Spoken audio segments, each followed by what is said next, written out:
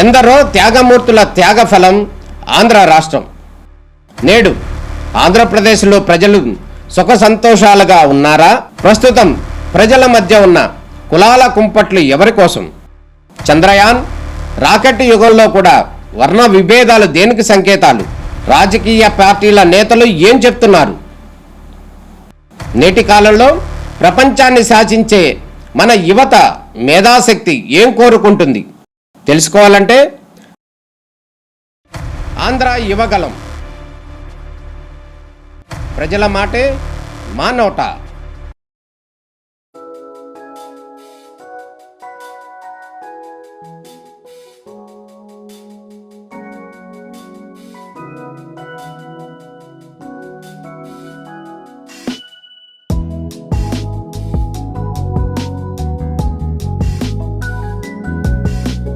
అందరికీ నమస్కారం.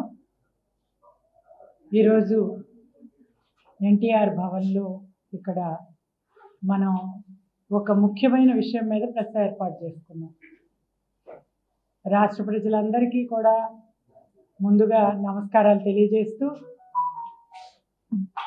శ్రీవారి లడ్డూ ప్రసాదంలో కల్తీ జరిగిందనే విషయాన్ని మరి సుప్రీంకోర్టు ఆధ్వర్యంలో సిట్ దర్యాప్తు సంస్థ తేల్చి చెప్పిన సందర్భంగా ఈ రోజున మేము ప్రజలందరికీ కూడా తెలియజేయాల్సిన అవసరాన్ని మరి గుర్తించి ఈ రోజున తెలుగుదేశం పార్టీ అదేవిధంగా కూటమి ప్రభుత్వం ఈ కార్యక్రమాన్ని ఏర్పాటు చేయటం జరిగింది. మరి ఈ రోజున దేవాలయాల శుద్ధీకరణ చేయటమే కాకుండా మరి ప్రజలందరికీ కూడా అవగాహన కల్పించటం. మరి గతంలోనే మనం 2019-24 మధ్యలో జగన్మోహన్ రెడ్డి గారి ప్రభుత్వ అధికారంలో ఉన్న 5 సంవత్సరాల కాలంలో ఆ రోజునే తెలుగుదేశం పార్టీ గుర్తించడం జరిగింది. తిరుపతి లడ్డూలో మరి చాలా నాణ్యతా లోపాలు ఉన్నాయి, సరైన నేతి వాసన అనేది రావటం లేదని భక్తులు గొడవ చేస్తూ ఉన్నారని మనం అనుమానం వ్యక్తం చేయటం జరిగింది. కానీ ఆ రోజున ఈ వైసీపీ ఏ ఒక్కరు కూడా ఒప్పుకోని పరిస్థితి. ఈ రోజున మాత్రం సుప్రీంకోర్టు తేల్చి చెప్పినది ఏంటంటే అది అసలు నెయ్యే కాదు, పాల నుంచి తీసిన వాళ్ళు 1 లీటర్ పాలు అనేది లేకుండా కేవలం జంతు కొవ్వులతో మరి పామాయిల్ లాంటివి వాడి ఆ నేతిని తయారు చేశారని చెప్పి సిట్ దర్యాప్తు సంస్థ తేల్చి చెప్పిన గరిబెల ఇది ఎంత ఘోరమైన పాపం అంటే వీళ్ళకి ఒక ధార్మికత అనేదే లేదు. జగన్మోహన్ రెడ్డి అనేది ఒక సామాన్యుడు. మరి పొరపాటున రాష్ట్ర ప్రజలందరూ ఆ రోజున ఒక ముఖ్యమంత్రిగా ఎన్నుకున్నారు. ఒక అవినీతి అక్రమాల పుట్టగా తయారవటమే కాకుండా మరి హిందూ మతస్థులు ఎంతో దైవంగా దేవదేవుడుగా భావించే వెంకటేశ్వర స్వామి లడ్డూలో కూడా అవినీతి జరగటం, అందులో మరి జంతు నూనెను వేయటం, జంతు కొవ్వుల్ని వేయటం అంటే నిజంగా ఎంతమంది మనోభావాలను వీళ్ళు దెబ్బతీశారు అనేది చూస్తే ఎవరికైనా బాధ ఆవేశం కలక్క మానదు. దీన్ని ప్రజల దృష్టిలోకి రావాల్సిన అవసరాన్ని మేము గుర్తించాం. ఆ రోజున బ్రిటిష్ పరిపాలనలో ఉన్నప్పుడు కూడా అంటే 1857 సంవత్సరంలో అంటే మనకు 1947 సంవత్సరంలో స్వాతంత్రం వచ్చింది. ఆ స్వాతంత్రం రాక మునుపు ఆ బ్రిటిష్ వాళ్ళు సిపాయిలుగా మన భారతీయుల్ని పెట్టుకునేవారు. వాళ్ళకి తూటాలు ఇచ్చి ఆ తూట నోటితో ఆ రోజులు తీసే పరిస్థితుల్లో వాటికి తీసే వైపున కొవ్వులు రాయాలి అని అంటే ఆవు కొవ్వులు, పంది కొవ్వులు వాడి మన వాళ్ళని అంటే భారతీయుల్ని ఎంత న్యూనతాభావంతో వాళ్ళు మీరేమంటారు అని చెప్పి వాళ్ళ నోటికి ఆనించుకుంటే మీతో మాకేంటి అనే విధంగా బ్రిటిష్ వాళ్ళు చేస్తే ఉవ్వెత్తున కోపంతో రెచ్చరిల్లి ఆ రోజున సిపాయిలు అంటే మన ప్రభుత్వం లేదు, బ్రిటిష్ వాళ్ళ పాలనలో బానిసలుగా బతుకుతున్న వాళ్ళు కూడా ఆ రోజున ఉక్రోషంతో పౌరుషంతో బయటకు వచ్చి మొదటి యుద్ధాన్నే నెలకొల్పటం జరిగింది. దాన్నే స్వాతంత్ర మొదటి యుద్ధం అని మనం పేర్కొనవచ్చు. ఆ సంవత్సరంలో జరిగిన దాన్ని మరి ఆ రోజున మనకి స్వాతంత్రం లేకపోయినా బ్రిటిష్ వాళ్ళతో వాళ్ళు పోరాడితే ఈ రోజున మన స్వాతంత్రం ఉంది. భారతదేశ స్వాతంత్రాన్ని ఎంతోమంది త్యాగదనులతో మనం ఏర్పాటు చేసుకున్నాం. నిన్ననే 77వ రాజ్యాంగ దినోత్సవం జరుపుకున్నాం. మనకి స్వాతంత్ర సమర హక్కులు ఉన్నాయి, అన్ని హక్కులు ఉన్నాయి, బాధ్యతలు ఉన్నాయి. మనం ఎంతగా పోరాడాలి ధార్మికత కోసం. ఇతనికి మత సామరస్యం ఈ రోజున మనం 77 ఏళ్ళుగా మనందరం కూడా మత సామరస్యంతో బతుకుతున్నాం, పరమత సహనంతో ఉన్నాం. కులాలు, మతాలు, భాషలు, సంస్కృతులు అన్నీ కలిసి పంచుకుంటున్నాం, సహోదరులుగా ఆనందంగా బతుకుతున్నాం. కానీ ఇలాంటి వ్యక్తులు వచ్చి కేవలం 5 సంవత్సరాల కాలంలో ఒక సామాన్య మనిషి, అతనికి సామాజిక స్పృహ లేదు, సామాజిక బాధ్యత లేదు, కేవలం ఒక అవినీతి అక్రమాలతో తయారై తనకి కావలసింది అక్రమ ఆర్జన, ఆ ఆర్జన కోసం అతను మతాన్ని కూడా వదిలిపెట్టలేదు.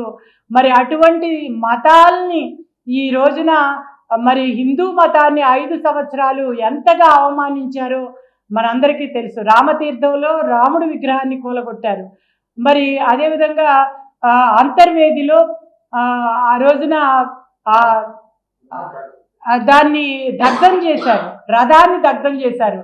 దుర్గగుడిలో వెండి విగ్రహాల్ని, వెండి సింహాల్ని దొంగతనం చేస్తే దానికి కిక్కురు మనలేదు.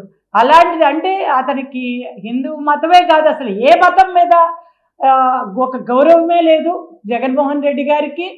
మరి తను ఓట్ల కోసం ఒక మతాన్ని అడ్డం పెట్టుకుంటారు, మరి అదేవిధంగా ఈ డబ్బు ఆర్జించడం కోసం ఒక మతాన్ని అడ్డం పెట్టుకుంటారు. ఆ రకంగా ఈ మతాలతో ఆటలాడి కులాల మధ్య చిచ్చులు పెట్టి తన ధనార్జనే ధ్యేయంగా ఎన్ని చేసుకుంటున్నారో మనందరం చూస్తున్నాం. ముఖ్యంగా తిరుపతిని అక్రమార్జన కోసం ఇవాళ దీనిగా పెట్టుకోవటమే కాకుండా 1.61 మరి దీన్ని కోట్ల కిలోల నెయ్యిని కొనుగోలు చేశాడు. దాంట్లో 61 లక్షల కిలోల నెయ్యి అసలు నెయ్యే కాదు, పాలు కాదు, వెన్న కాదు, అది ఏ కొవ్వు నుంచి తీశారో ఎవరికీ తెలియదు. మరి ఆ రకంగా ఈ రోజున హిందువుల మనోభావాలని దెబ్బతీయటమే కాకుండా శాఖాహారులు, మన వాళ్ళు ఎంతోమంది శాఖాహారులు ఉంటారు, బ్రాహ్మణులు అనే కాకుండా అన్ని కులాల్లో అన్ని మతాల్లో కూడా శాఖాహారులు ఉంటారు.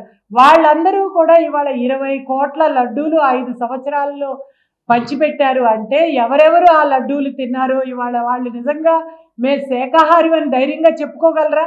మరి అన్ని రకాలుగా ప్రజల్ని మోసం చేసిన జగన్మోహన్ రెడ్డి గారికి ఏ రకమైన శిక్ష విధించాలో ఇవాళ ప్రజలే నిర్ణయించాలి. వాళ్ళు ఎవరికి క్షమాపణ చెప్పాలి? ఆ దేవదేవుడు నిజంగా నోరు లేదని మీరు అనుకుంటున్నారా? మరి 7 కొండలు ఎందుకు మీకు అన్న, 2 కొండలు చాలవా అన్నందుకు వాళ్ళని ఏం చేశారో ప్రజలందరూ కూడా గమనించారు. అదేవిధంగా ఈ రోజున మరి ఆయనకి ఎంతో ఇష్టమైన తిరుపతి లడ్డూని ప్రజలు ఎంతో గౌరవంగా భావించే తిరుపతి లడ్డు, ఆ తిరుపతి లడ్డూని గ్రామీణ ప్రాంతాల్లో ప్రజలు తీసుకెళ్ళి దాన్ని ఒక మహాప్రసాదంగా చుట్టుపక్కల వాళ్ళకి పంచిపెట్టుకునే ఆ మహాప్రసాదంలో ఇవాళ జంతు కళేబరాల్ని ఏ జంతువు కొవ్వులు కలిపారో తెలియదు, మరి ఆ రకమైన కెమికల్స్ కలిపిన మరి ఆ కొవ్వుతో తయారు చేసిన నెయ్యితో తయారు చేసిన లడ్డూల్ని ఎంత ధైర్యంగా వీళ్ళు పంచిపెట్టారంటే వీళ్ళకి మతం మీద, మత సామరస్యం మీద, హిందూ మతమే కాదు ఏ మతమైనా సరే వీళ్ళకి ఏ నమ్మకాలు ఉన్నాయి అని చెప్పి మేము ఇవాళ ప్రశ్నిస్తూ ఉన్నాం. వారికి ఆధ్యాత్మిక చింతన లేదు, సామాజిక చింతన లేదు. మరి అదేవిధంగా ప్రజల్ని కాపాడుకోవాలనే బాధ్యత లేని ఇలాంటి వాళ్ళ అంటే ఎంత అప్రమత్తంగా ఉండాలి ప్రజలు. ఆ ప్రజల్లో ఒక అవగాహన తీసుకురావటానికే దీన్ని మేము ఇంత పెద్ద ఎత్తున ఈ రోజున ఈ దేవాలయాల సంరక్షణ కార్యక్రమాలు వాటిల్ని ఈ రోజున దేవాలయాల్ని పూజించుకోవటం, వాళ్ళ మీద చేసిన దాడులకి మరి ఈ రోజున నిరసనగా అక్కడ సంరక్షణ కార్యక్రమాలు చేశాం. ఈ రోజున తెలుగుదేశం కార్యకర్తలు, జనసేన, అదేవిధంగా బీజేపీ మేమందరం కూడా చేయటం జరిగింది. 5 ఏళ్ళు హిందూ మతం మీద, హిందూ దేవుళ్ళ మీద, పూజారుల మీద దాడులు చేశారు. బ్రహ్మోత్సవాలను పురస్కరించుకుని స్వామివారికి సతీ సమేతంగా పట్టు వస్త్రాలు సమర్పించాల్సి ఉన్న జగన్మోహన్ రెడ్డి ఒక్కడే మాత్రం వెళ్ళి హిందూ సాంప్రదాయాలను ఏ విధంగా కాలరాశారో కూడా మనందరం కూడా చూసాము. మరి వీటన్నింటి నుంచి నిరసనగా మనం అప్రమత్తంగా ఉండి మీరంతా కూడా ఆ ప్రభుత్వాన్ని పారద్రోలి ఇవాళ ఒక మంచి ప్రభుత్వాన్ని అధికారంలోకి తీసుకొచ్చారు.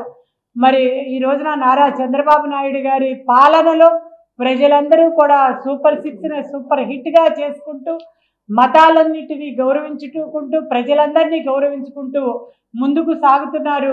మరి ఆ రకంగా మరొక్కసారి మీరు గమనించండి, వెంకటేశ్వర స్వామి అంటే నమ్మకం లేని గ్యాంగ్ని మొత్తాన్ని కూడా తిరుపతి మీద తీసుకొచ్చి అక్కడ బస్సుల మీద పరమతాల్ని ప్రోత్సహించే దిశగా వాటిని చేయటం కానివ్వండి, మతస్థుల్ని ప్రచారం కానివ్వండి, తిరుమల కొండపై అన్యమత గుర్తుల్ని కానివ్వండి, టీటీడీ వెబ్సైట్లో మరి అన్యమత బోధనల్ని భక్తులకు కూడా అశ్లీల వెబ్సైట్ లింకులు పంచటం కానివ్వండి, మరి వాటి దర్శనం, వసతి, అద్దె, టోలు, ప్రసాదాల ధరలు పెంచటం కానివ్వండి, ఇలాంటి ఎన్నో ఘటనలు గత ప్రభుత్వంలో తిరుమల పవిత్రతను దెబ్బతీశాయని తెలియజేస్తూ ప్రజలందరూ అప్రమత్తంగా ఉండాలి.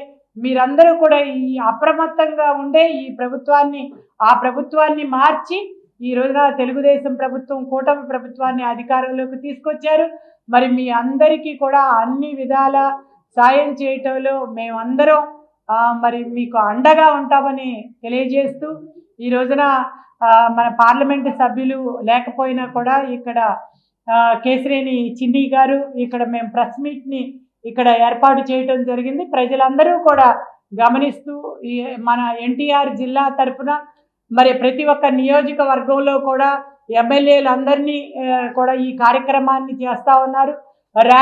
ర్యాలీలు జరుపుతూ ప్రజల్ని అప్రమత్తం చేస్తూ గుడిలో సంప్రోక్షణ కార్యక్రమాలు చేస్తూ ప్రజలందరికీ అవగాహన కల్పిస్తూ ముందుకెళ్తున్నాం. ప్రజలందరూ కూడా అప్రమత్తంగా ఉండాలని, ఇంకొకసారి ఈ తప్పు జరగకుండా మీరందరూ కూడా మరి అప్రమత్తంగా ఉండాలని తెలియజేస్తూ జై హింద్, జై జన్మభూమి.